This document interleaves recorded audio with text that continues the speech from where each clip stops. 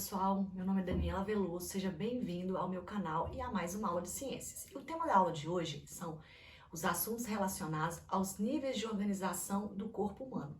Então, para a gente compreender como que aconteceu essa diferenciação de estrutura celular, como que essa complexidade do corpo, dos seres vivos em geral, foi se organizando de tal modo, como cientistas, fizeram essas classificações, a gente tem que entender inicialmente que esse mundo microscópico, esse mundo de micro-organismos, de seres muito pequenos que a gente não consegue ver a olho nu, ele só foi descoberto quando houve, a invenção aí do primeiro microscópio. Eu costumo falar com os meninos em sala de aula como que a gente vai descobrir que existe bactérias, vírus, algas microscópicas, fungos microscópicos, se não há aquele aparelho que me permite essa visualização. Então, durante muito tempo, esses seres microscópicos, eles passaram desapercebidos aí pela humanidade. Acometiam as pessoas, causavam doenças, levavam à morte, sim, mas as pessoas ainda não sabiam que esses seres, que essas doenças que levavam à morte poderiam ser causadas por seres microscópicos, ou seja, invisíveis a olho nu. Então, com a invenção do primeiro microscópio, foi permitido, foi possível compreender esse mundo, de micro-organismos. Havia um cientista chamado de Robert Hooke, ele foi o primeiro a organizar, esse microscópio arcaico, simples, mas ele foi o primeiro a decifrar esse mundo aí relacionado aos micro-organismos. O que ele fez? Ele pegou, com seu instrumento ali, o seu microscópio bem simples, não era óptico, ou seja, não era ligado à energia elétrica, e ele colocou ali células, ele não sabia, que ainda eram células, mas ele colocou uma estrutura, de uma cortiça, que seria a parte externa do caule de uma árvore. Então, quando ele visualizou aquilo ali, que ele colocou naquele conjunto de lentes que, ele designou aí de microscópio, ele permitiu aquela imagem que ele visse um conjunto de espaços vazios. E nesses espaços não havia nada. Por quê? A cortiça, ela já havia sido arrancada da árvore. Então, eram o quê? Células mortas, Então, esse compartimento, parecendo um quarto, onde não havia nada, que seria um buraco ali, onde não havia nenhuma estrutura, mais tarde recebeu o nome de célula, ou seja, quarto, compartimento oco, compartimento vazio. Mas naquela época, esses microscópicos, eles ainda não tinham uma tecnologia que pudesse ver realmente o que estava dentro da célula. Então hoje a gente sabe que dentro das células existem o quê? As organelas citoplasmáticas, que são estruturas, diminutas, que são menores que as células, que cada uma tem uma função específica, como por exemplo, a membrana plasmática, ela vai delimitar a célula, que é o envoltório externo dela. Essa célula, onde ficam mergulhadas essas organelas, tem um líquido chamado de citoplasma. Nas células eucariontes, que são aquelas células que têm núcleo, o núcleo, ele vai organizar o DNA, o material genético da célula. O que seria esse DNA? O material genético que recebe o nome de ácido desoxirribonucleico. O que é isso? É o código genético daquele ser vivo, Aquele DNA é a expressão genética, do seu grau de parentesco, da determinação das características daquele ser vivo ou daquela planta, está tudo expresso ali naquele material genético. E as células, elas têm outras estruturas, outras organelas que daqui a pouco nós vamos entrar nessa parte aí, ok? Então, esse mundo microscópico, ele só foi possível a sua identificação, o seu reconhecimento com a invenção do microscópio, ok? O que aconteceu?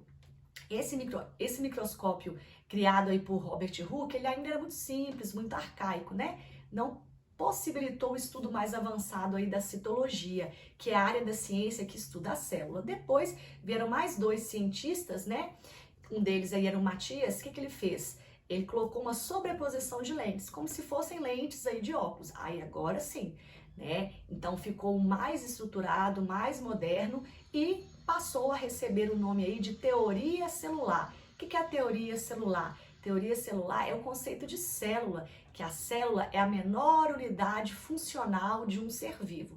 Tem seres vivos, pessoal, que é formado por uma única célula, por exemplo, a bactéria, que pertence lá no reino Monera. Ela só tem uma célula.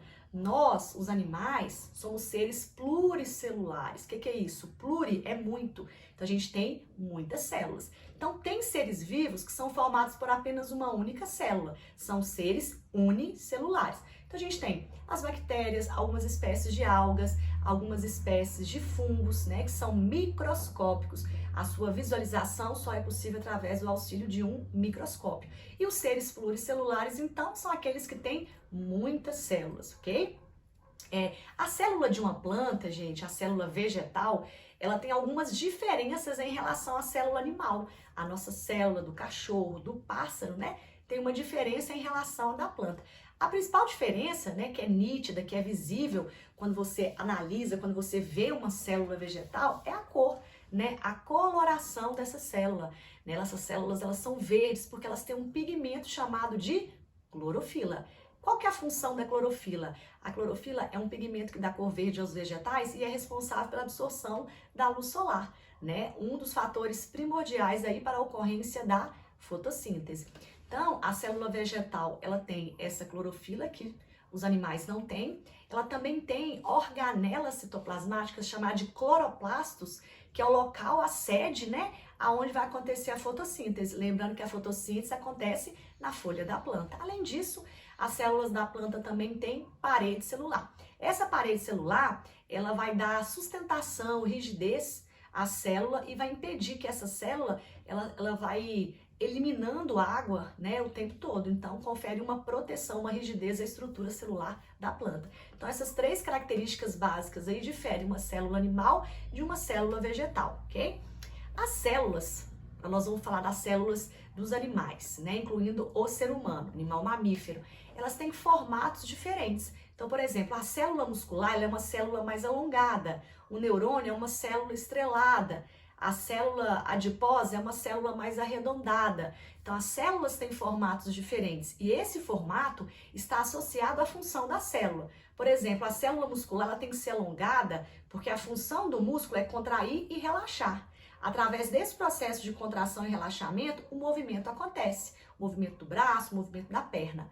O neurônio é uma célula estrelada porque o neurônio ele vai permitir, né, levar a mensagem até o cérebro, para o nosso cérebro ele interpretar, codificar essa mensagem que está sendo processada ali no sistema nervoso central. Então, ele trabalha nessa receptação de informações e o formato dele estrelado vai permitir a propagação do impulso nervoso, a condução daquele impulso nervoso de um neurônio para outro neurônio. Então, o formato das células está associado à função que elas exercem no nosso corpo, ok? Então, nós vamos falar agora, se a gente falou de célula, a gente tem que falar agora de tecido. O que é um tecido? O tecido é um conjunto de células, né? Então, quando eu tenho ali um conjunto de células semelhantes, executando uma função semelhante, eu tenho um tecido. Então, o tecido muscular é um conjunto de músculos, de células musculares, executando uma função de contração e relaxamento.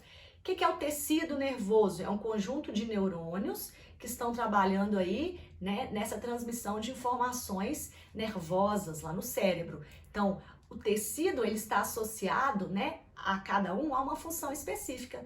Né? Então, o que é um tecido? Um conjunto de células especializadas. E o que seria um órgão?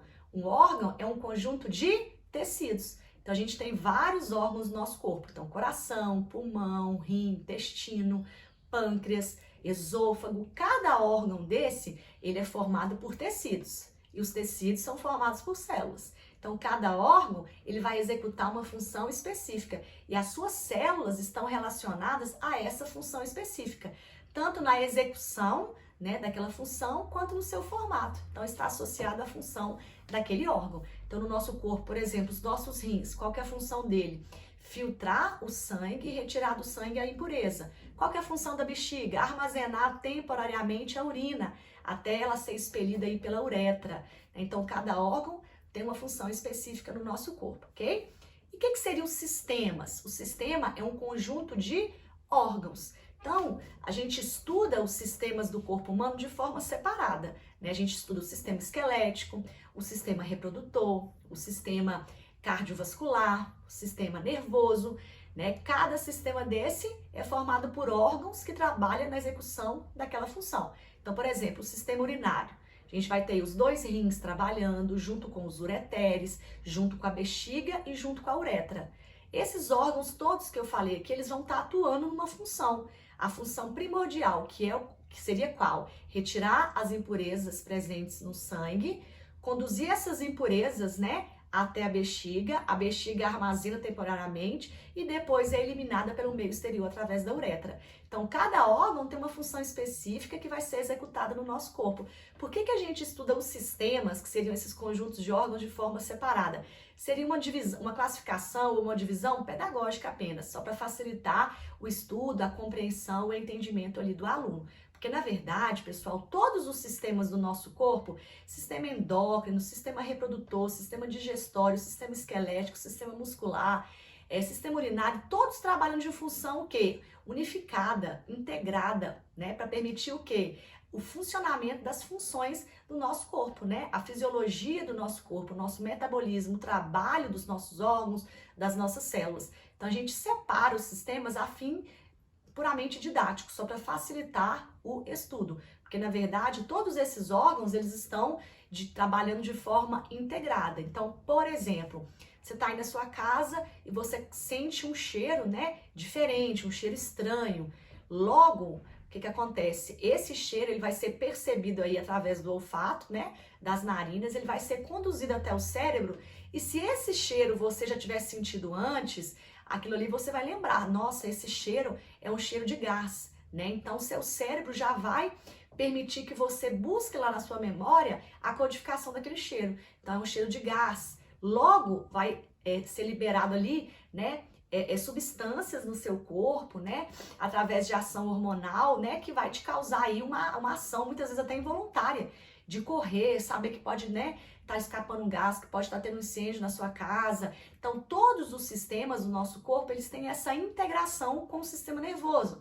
Da mesma forma, quando você coloca algum alimento na boca, esse alimento, ele tá estragado, ele tá azedo, né? Ele não tá, não é um alimento, né, pronto para ser comido aí. Você vai colocar esse alimento na boca e aquilo ali pode despertar, né, através da ação aí do sistema nervoso, através da ação hormonal, através da ação de glândulas, que você está colocando alguma coisa, né, perigosa, estranha, que pode te prejudicar na boca, né? Então, o seu corpo, ele te prepara para situações de perigo, situações diferenciadas, sempre mantendo o quê? Tentando manter a integridade da sua vida, né? Tentando o quê? Evitar perigos aí que aconteçam aí no seu corpo, porque todos os sistemas do nosso corpo, eles trabalham de forma unificada, de forma conjunta.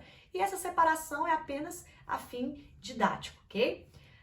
Ok, pessoal, então essa foi nossa aula de ciência sobre níveis de organização do corpo humano. Então, desde a célula, a menor unidade funcional do corpo humano, até os sistemas. Eu espero que vocês tenham compreendido um pouquinho mais sobre esse assunto. Se você chegou até aqui ao final desse vídeo, se você gostou desse vídeo, não esqueça de deixar um like, fazer inscrição no nosso canal e compartilhar esse vídeo, né, com seus colegas. Beijo para vocês, fiquem com Deus e até a próxima aula. Tchau!